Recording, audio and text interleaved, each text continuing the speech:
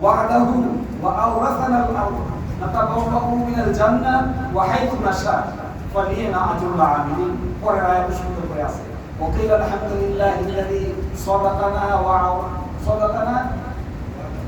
وعده وأورثنا الأرض نتبوأ من الجنة حيث نشاء فنعم أجر العاملين এই দুইটা ভাগে ভাগ হয়ে যাবে। যে সাক্ষীতে পার হবে তাকে ওয়েলকাম করা হবে জান্নাত, আর যে সাক্ষীতে পার হতে পারবে না তাকে হাঁকিয়ে হাঁকিয়ে নিয়ে যাওয়া হবে এমন দিকে যেখানে জাহান্নাম, যেতে চাইবে না।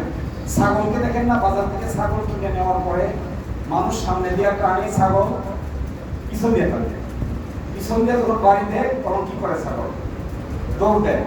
কিন্তু যদি সামনে এখানে একটা দড়ি লাগান, সামনের দিকে টানে, ছাগল কি করে পিছন দিকে টানতে চায়, তখন পিছনে বাড়ি দিলে দৌড় দেয়।